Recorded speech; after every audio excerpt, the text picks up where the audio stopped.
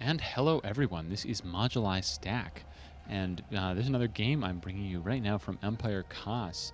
If you have not seen the other game I cast of EmpireKas, definitely check it out in my channel. I'm about to spoiler it though, so go away right now if you haven't seen that game. Okay, so EmpireKas, a really creative build, really great transitions, and he just sort of stomped all over Mondragon. So I'm curious to see how he does against this other zerg, who I don't know very much about, ATN DarKFoRcE. And I don't know if this name is a Phantasy Star reference or a physics reference. Either way, it is awesome. I love him already. And making drones right now, so I'd love him even more. Zerg players should always be making drones at this point in the game, unless they are kind of crazy. Yeah, so I cast the Thursday Gold Platinum King of the Hill tournament for SC Reddit yesterday, and that was great. I had a ton of fun, and I cast with Chubby, who is a fantastic caster, and yeah, I think we enjoyed ourselves a lot. It was 4 hours long, though, so I'm tired. It is so tiring casting for 4 hours straight, and I feel like the sound is a little too loud, but it's pretty hard to tell. I had to tweak so much stuff for the tournament yesterday that didn't seem to really lower the volume. Anyway, I had to tweak so much stuff at the tournament yesterday that all the levels are all over the place, and I'm still trying to get everything back to normal. I feel like that music should be down like there, maybe. Okay, we'll try that out. And yeah, if you ever feel like you really liked the levels or really didn't like the levels at some point in-game, definitely let me know about that. It is very useful information for me to have. And hatchery on the way, hatch first from DarKFoRcE. So, could be risky if there's some kind of 2 racks coming out of EmpireKas. Of course, there is certainly not. Going for his gas first, and we're going to have to see what his plans are there. Lots of options for Terran if you go for a quick gas. Notice he's not really going for a quick second gas, so it's hard to say. He is walling in first. Zerg is going to steal that gas, so EmpireKas is going to be forced to go for something pretty light. He might go for a factory and some Hellions. He could even go for a quick stim. We will just have to see. In the meantime, Zerg has made a pool and has made a gas, which is quite reasonable. Its gas is pretty fast, I must say. He will be able to get Zergling speed up very quickly, and that really makes you feel a lot safer against early marine pressure. Some players like to delay that gas a lot. Machine is certainly one of those players. It really just comes down to how much do you love minerals and how much do you love drones and high production. I don't know about you, but I love those things. Factory on the way for EmpireKas. Yeah, that SC Reddit tournament, check that out in the future because it's going to happen every single Thursday. Every single Thursday we are going to be doing casting, me and Chubby, of gold and platinum level games. And participate if you're gold or platinum level. You should join the tournament. It's a King of the Hill style. So it can be a lot of fun.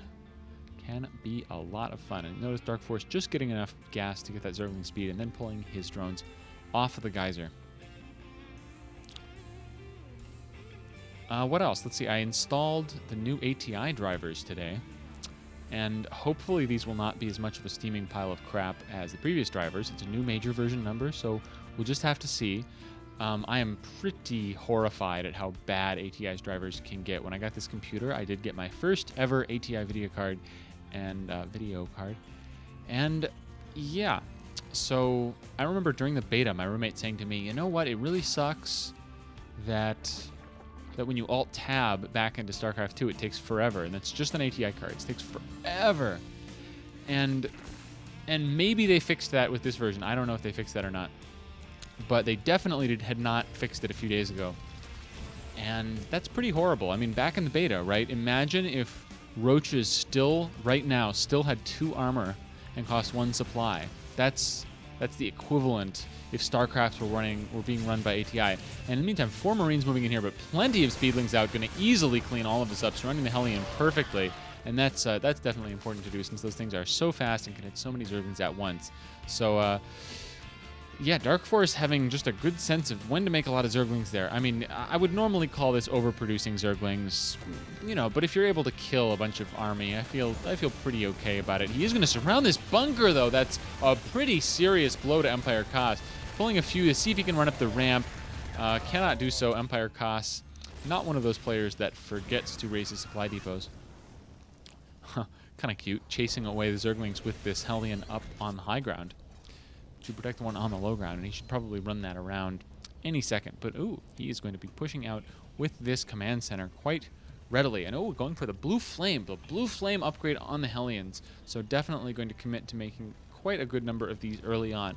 Blue flame Hellions are such good harassment units. They're sort of horrifying to deal with as Zerg.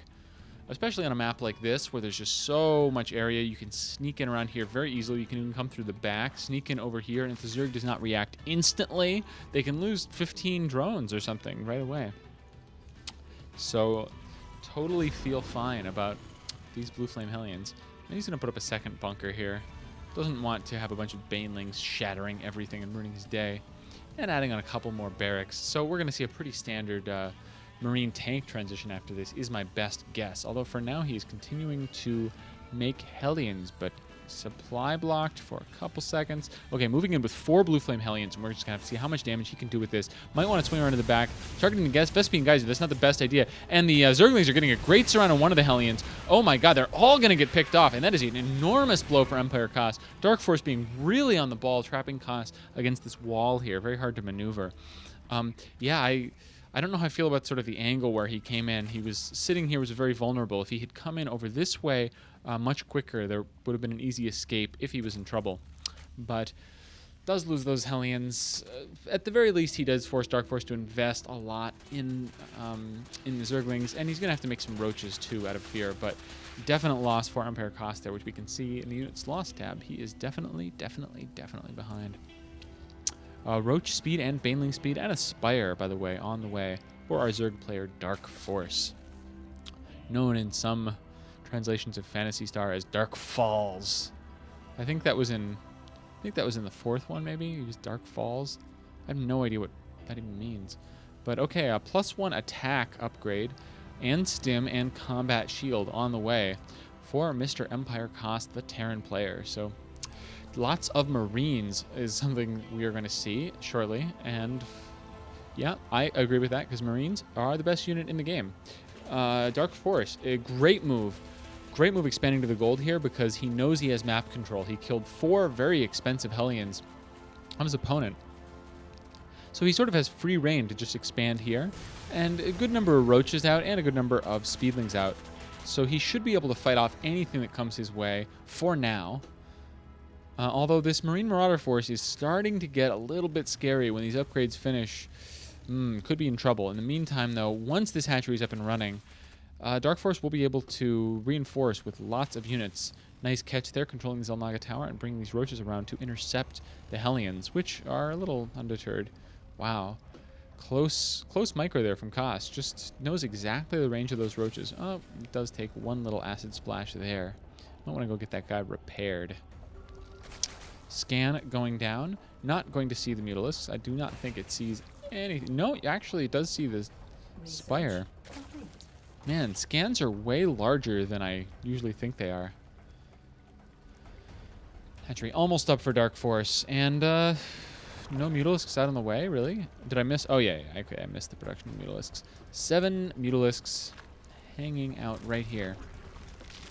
I would think he would want to harass them, but he does see this push coming in, so he probably just wants to keep those around as damage dealers.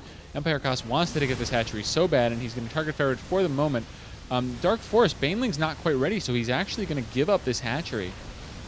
Definite blow there, but of course he lost less than if he had engaged prematurely. But now it's wide open. He's rolling the Banelings in, nicely avoiding the Marauders, but Marines kiting back and tearing apart the Banelings. Marines actually amazingly good against Banelings if they get that range. And oh my god, it is the apocalypse outside of my house. Wow, that was a lot of beeping and sirens. I live in a pretty quiet area usually. Yeah, another barracks. Thor on the way. And yeah, a lot of Terrans do that. This looks like a pretty standard build here from EmpireKas, which kind of surprises me given the last game. But yeah, really solid.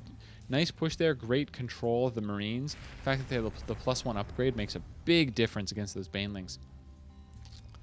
And yeah, getting a Thor, and this is just a really efficient way of keeping Mutalisks away. 1 or 2 Thors, maybe 1 Thor here and 1 Thor here. Can just do a huge amount. And look, this nice ring of turrets.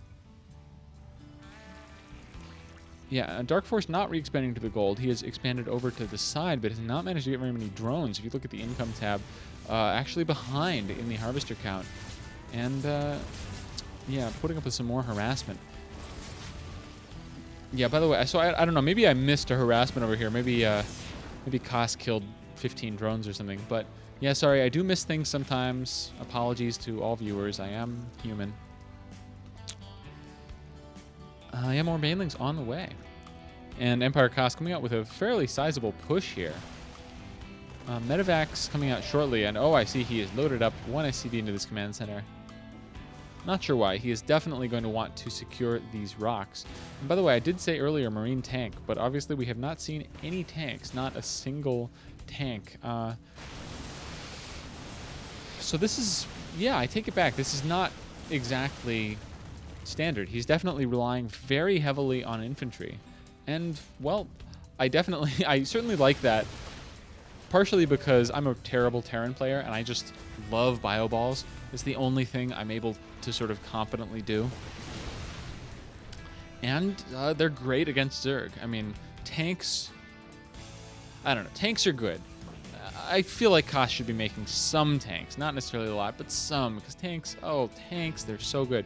Putting on another factory, though, so I might be thinking about it. No, he's transitioning into Thor production. I don't know, good to see something new. But tanks, man, tanks are so good. They have infinite range and do splash damage. Okay, and a bunch of Banelings. That's such a ridiculous number of Banelings coming in for the engagement, avoiding the Marauders neatly, and these Marines running back nicely, but not really able to get too far away. Oh my god, look at how many Banelings died to like 4 Marines there. Kind of embarrassing. Roche is going after the Marauders. Apparently, they did not know that Marauders are supposed to hard counter Roaches. Ha ha ha ha. And then he's going to magic box this Thor here. Or not. Just going to kind of float around a little bit and take a ton of turret shots for no reason. And Baneling's rolling in. Going to go for the mineral line. This is going to be huge. Oh, no. Yeah, a little bit of a missed detonation there. Gets a big clump of them, though. So definitely worth it for DarKFoRcE, though he had such a nice chance to hit so many there. Anyway, DarKFoRcE has the gold up and probably wants to make a ton of drones right away.